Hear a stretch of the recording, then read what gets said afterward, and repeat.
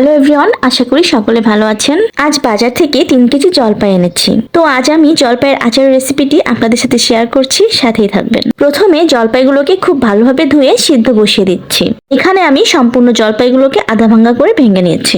কড়াইয়ে আমি দিয়ে দিচ্ছি 500 গ্রাম সরিষার তেল। তেলের ভিতরে দিয়ে দিচ্ছি বড় চামচের 2 চা চামচ রসুন বাটা, বড় চামচের 2 চা চামচ আদা বাটাও দিয়ে দিচ্ছি 2 চা চামচ জিরা বাটা, বড় চামচের 2 চা চামচ মরিচ বাটা দিয়ে দিচ্ছি 3 চা চামচ হলুদের গুঁড়া, লবণ দিয়ে দিচ্ছি স্বাদ মতো। এখন আমি জলপাইগুলোকে মশলার ভেতরে দিয়ে দিচ্ছি। আচারের ভেতরে দিয়ে দিচ্ছি বড় কাপের 1 কাপ চিনি। চিনিটা মেল্ট হয়ে গিয়েছে। এখন আমি দিয়ে দিচ্ছি 5 ফোড়নের গুঁড়া। 5 ফোড়নের গুঁড়াটা আমি 2 চা চামচ ব্যবহার করেছি। দিয়ে দিচ্ছি গরম মশলার গুঁড়া 2 চা চামচ। 5 ফোড়ন আর গরম মশলার গুঁড়াটা আচারের সঙ্গে মেশানো হয়ে গেলে আচারটাকে নামিয়ে নেব।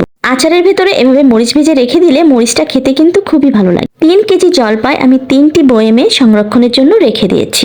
সবাই ভালো থাকবেন। আজ এই পর্যন্ত। Like, share and subscribe my channel. Thank you everyone.